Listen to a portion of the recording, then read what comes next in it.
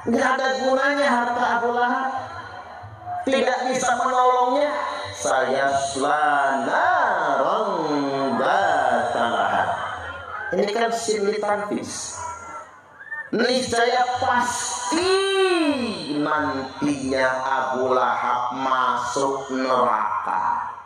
Datalahat berupa api yang bergejolak.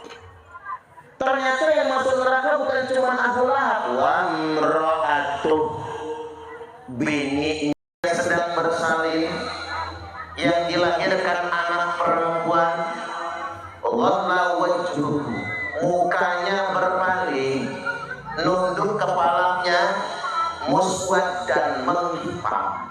Orang Arab kan kulitnya kemerahan, jadi kalau marah campur malu hitam muka. Kalau tidak ngerti dengan bahasa Arab, jangan sok-sokan bicara dengan bahasa Arab. Jangan sok-sokan berdalil dengan bahasa Arab kemudian mengartikannya. Ini sesat dan menyesatkan, dan sangat disayangkan, terlebih ketika hal ini disampaikan kepada mereka-mereka yang tujuan mereka adalah mencari ilmu, mendapatkan ilmu yang bermanfaat. Akan tetapi ketika yang disampaikan model seperti ini, berbicara dengan bahasa Arab, mengartikannya, tetapi yang disampaikan tidak sesuai. Lah ini bukan malah memberikan ilmu yang bermanfaat, tapi justru memberikan ilmu yang sesat dan menyesatkan. Jadi kepada saudara kami, Bapak Suparman, kalau Anda diberi amanat, mandat oleh masyarakat untuk bisa berbicara di depan publik, ya usahakan bicara itu sesuai dengan kapasitas Anda, kemampuan Anda, sejauh mana ilmu Anda. Sudah, jangan memaksakan di luar kemampuan Anda. Ini akan malah menyesatkan. Kalau Anda tidak paham bahasa Arab, jangan sok-sokan bicara dengan bahasa Arab kemudian mengartikannya, sedangkan apa yang Anda sampaikan itu tidak sesuai dengan basic ilmu pengetahuan bahasa Arab itu sendiri. Maka dari ini kami kemudian tidak heran kepada Anda, Bapak Suparman ini, dan para mukimat-mukimat yang lain. Karena orang yang ilmunya itu dalam, ilmunya itu tinggi, ilmunya itu besar, mereka tidak akan mudah mencaci, mereka tidak akan mudah apalagi membatalkan nasab orang lain, ya, masuk pada kelompok-kelompok mukimat ini. Tidak akan seperti itu. Jadi sekali lagi, orang-orang yang masuk dalam kelompok mukimat ini, ya, orang-orang seperti Anda ini, orang-orang yang minim ilmu pengetahuan, akan memaksakan diri. Maka seperti apa yang Anda katakan itu, karena Anda mengatakan dalam videonya bahwa sekarang ini banyak orang pinter tapi tidak benar.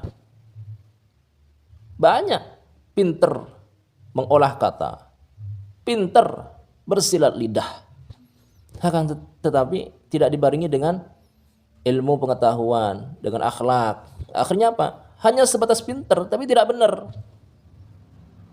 Jadi terkadang itu Allah Subhanahu wa taala itu sebetulnya menegur kita melalui lisan kita sebetulnya. Cuman kita nggak sadar. Baik, langsung kepada poin. Kepada Bapak Suparman bin Abdul Karim. Kalau Anda diberi amanat, mandat oleh masyarakat untuk bisa berbicara di depan publik, ya usahakan apa yang Anda bicarakan, ya apa yang Anda sampaikan kepada mereka itu sesuai dengan kemampuan Anda. Jangan sok-sokan bicara dengan bahasa Arab dan mengartikannya, tetapi apa yang Anda sampaikan tidak sesuai. Pertama, Anda menyampaikan sebuah ayat. Ayatnya yang dibaca benar. Wa idza busyira ahaduhum bil untha dhalla wajhuhu muswaddan wa huwa kadhim. Baik, yang ingin saya koreksi bukan dari sisi bacaan tapi dari sisi makna. Anda mengartikan dhallah itu dengan makna berpaling, menunduk. Gak ada makna dhallah seperti itu, gak ada, wahai saudaraku. Ya pantas saja Anda ini kemudian tertipu oleh Maduddin, tertipu dengan Abbas, tertipu dengan Roma Irama, tertipu dengan orang-orang yang ada dalam kelompok-kelompok mukimat itu. Ya karena Anda seperti ini. Maka sekali lagi dengan ini saya ingin mengajak kepada saudara-saudara kami, ayo kembali kepada ajaran-ajaran salaf kita. Kembali kepada ajaran para kiai senior kita, terdahulu kita, yang mana mereka cinta kiai, cinta habaib begitu. Jangan tertipu dengan jangan mau diracuni oleh kelompok-kelompok mukimat ini. Baik, sekali lagi, tidak ada makna dhallah dengan makna merunduk, berpaling, itu gak ada. Dhallah itu adalah min akhawati kanah, tarfa'ul ism wa tansibul khabar. Lah dhallah itu berfaedah li ifadati hudusil khabar fi waqti nahar. Jadi li ifadati hudusil khabar, untuk memberikan faedah bahwa apa yang diinformasikan itu terjadi fi waqti nahar, di waktu siang. Jadi misalkan begini, wa idza busyira ahaduhum bil untha, ketika mereka itu diberikan kabar bahwa yang lahir adalah seorang wanita, bayi wanita, maka dhalla wajhuhu muswad. Lah, kejadian itu terjadi di waktu siang. Makanya dalam makna-makna pesantren, dhalla itu biasa dimaknai dengan makna menjadi. Dhalla maka menjadi, wajah mereka muswaddan itu hitam.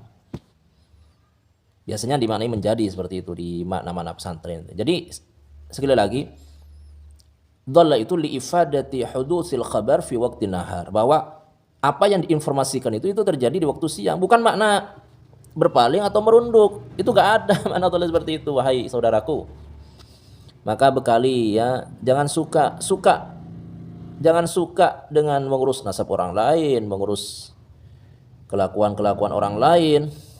Sukalah dengan memperbaiki diri. Sukalah dengan mencari bekal untuk kehidupan akhirat kita. Sukalah dengan memperbanyak amal-amal yang baik. Ya, kalau apa yang Anda sampaikan dalam rangka amar ma'ruf nahi mungkar, ya oke. Itu termasuk kebaikan-kebaikan. Tapi kalau sudah jelas ini adalah sebuah kebaikan, nasab mereka diakui, kok Anda masih mengkorek-korek kesalahan mereka, mengkorek-korek nasab mereka, apa yang Anda cari dengan ini semuanya? Ini yang pertama. Jadi yang pertama, bahwa Bapak Suparman ini salah mengartikan makna dhallah. Dhallah itu bukan bermakna berpaling atau merunduk ya, menunduk atau berpaling katanya itu dalam videonya. Baik. Kemudian yang kedua, Bapak Suparman ini mengartikan sin yang masuk kepada fi'il mudhari itu dengan makna pasti. Nah, ini menunjukkan bahwa memang Bapak Suparman itu gak paham atau kurang memahami bahasa Arab ya. Kurang memahami bahasa Arab ya. Makanya begini, orang-orang yang minim ilmu, orang-orang yang dalam hal ini tidak begitu memahami bahasa Arab ya, akhirnya ketika dicekoki oleh pemahaman atau sebuah tesis yang katanya sebuah tesis, yaitu tesis Imaduddin ini ya, akhirnya heboh dia, wah, begitu ya. Jadi tampaknya itu adalah luar biasa, padahal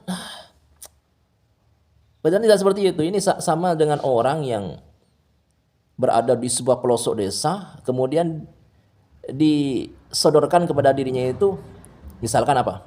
Misalkan motor-motoran, bukan motor beneran, motor-motoran. Nah, dia sudah kagum, wah, ada model seperti ini ya, padahal itu motor-motoran. Apalagi ditampakkan motor benerannya. Begitulah gambarannya. Jadi orang itu kalau ngerti, faham, maka dia tidak akan heboh dengan apa yang terjadi, isu-isu yang sekarang sedang viral itu, yaitu tentang nasab Alawi ini. Dan tidak akan terkecoh dia. Baik. Ini yang pertama. Jadi yang pertama, Bapak Suparman salah mengartikan makna dhalla itu. Sekali lagi, nggak ada makna dhalla dengan makna berpaling atau merunduk, nggak ada. Itu dusta, sesat dan menyesatkan ini. Kasihan itu kalau kemudian Bapak Suparman ini menyampaikan hal itu kepada santri-santrinya atau pada murid-muridnya. Ini menyesatkan, kasihan ya. Baik. Kemudian yang kedua. Jadi dia mengatakan bahwa sin itu katanya litanfis. Padahal dalam videonya dia mengatakan sendiri sin litanfis. Jadi sok-sokan begitu agar menampakkan menampakkan kepada publik atau kepada audien yang berada di hadapannya, oh ini paham ternyata, ini ustadz beneran, kayaknya seperti itu. Sin ditanfis katanya, tapi dia nggak paham. Mana tanfis itu apa? Ketidakfahamannya di mana? Ketidakfahaman Bapak Suparman diketahui dari ucapannya itu, yang mengartikan bahwa pasti katanya. Jadi sin itu bukan bermakna pasti, sin litanfis itu bukan bermakna pasti.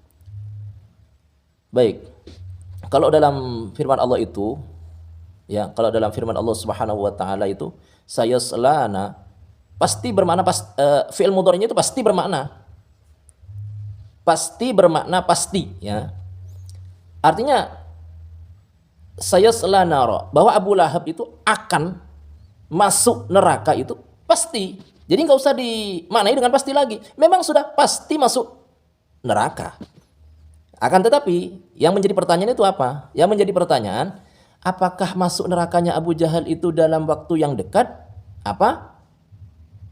Dalam waktu yang agak lama. Nah, ini yang menjadi pertanyaan. Masuk nerakanya itu dalam waktu dekat apa dalam waktu lama? Ya, ini yang menjadi pertanyaan. Makanya dikasih sin. Apa sin itu? Sin itu litanfis. Jadi litanfis itu adalah untuk menunjukkan kepada makna istiqbal al-qarib was-sur'ah.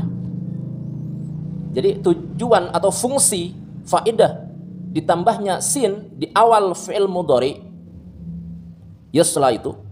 Yasla ini fi'il mudhari ditambah sin sebelumnya, itu berfaedah untuk menunjukkan mana istiqbal, zaman yang dekat dan cepat. Artinya Abu Jahal itu pasti. Nah, kalau pastinya ya pasti. Cuman pertanyaannya, sekali lagi, apakah pastinya itu dalam waktu yang dekat atau dalam jangka waktu yang lama? Makanya ditambah sin, fungsinya adalah untuk menunjukkan makna dekat dan cepat, bahwa Abu Jahal pasti dalam jangka yang dekat cepat akan masuk neraka. Begitu. Anda mengatakan sin ditanfis, tapi faedahnya mana? Tidak disebutkan. Ini kan pengkaburan semacam ini. Jadi jangan sok-sokan lah. Ya sudah, kalau bukan kemampuan Anda jangan berbicara. Anda kalau bukan ahli dalam bidangnya jangan berbicara dalam bidang itu. Hati-hati. Semuanya akan diminta pertanggungjawaban oleh Allah Subhanahu wa taala. Wala taqfu ma laysa laka bihi ilm. Innas sam'a wal basara wal fuada. Semuanya akan diminta pertanggungjawaban oleh Allah Subhanahu. Semuanya. Lisan kita, mata kita, semua anggota badan kita akan dimintai pertanggungjawaban. Makanya hati-hati, jangan bicara yang bukan bidang kita di dalamnya. Jadi sekali lagi, Anda mengatakan sin itu litanfis. Iya, litanfis, memang litanfis. Cuman faedahnya tidak Anda sebutkan. Faedahnya bukan bermakna pasti. Kalau pastinya ya memang pasti akan masuk neraka.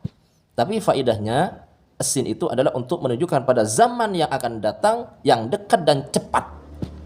Begitu, beda dengan saufah. Kalau saufah itu menunjukkan pada zaman yang akan datang dalam jangka waktu yang ba'id, jauh, wal mahla wat tarahi, disertai dengan adanya tidak cepat begitu. Itu kalau saufah. Nah, kalau sin itu menunjukkan makna dekat dan cepat. Jadi misalnya begini, saya mengatakan sa'akum, dengan mengatakan akumu, saya akan. Akumu itu maknanya adalah saya akan berdiri. Kalau ditambah sin kemudian menjadi sa'akumu, maka maknanya seperti ini, saya akan cepat berdiri dalam waktu yang sangat dekat. Jadi saya dalam waktu yang dekat akan cepat berdiri. Saya dalam waktu yang dekat akan cepat berdiri. Mananya sa'akum.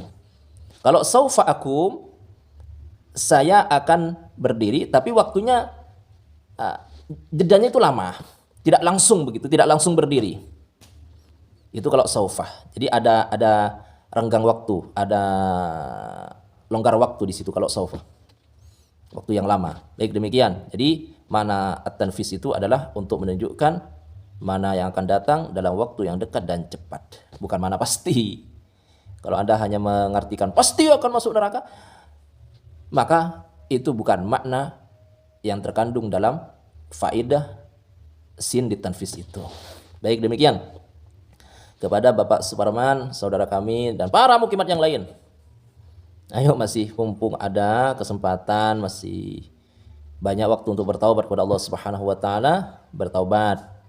Sibuk dengan diri sendiri, sibuk dengan nasab diri sendiri, sibuk dengan nasib diri sendiri. Jangan sibuk dengan nasib orang lain, nasib orang lain. Kalau hal, sekali lagi, kalau hal berkaitan dengan amar ma'ruf nahi mungkar, ya kita tegakkan, kita tinggikan, kita lakukan amar ma'ruf nahi mungkar.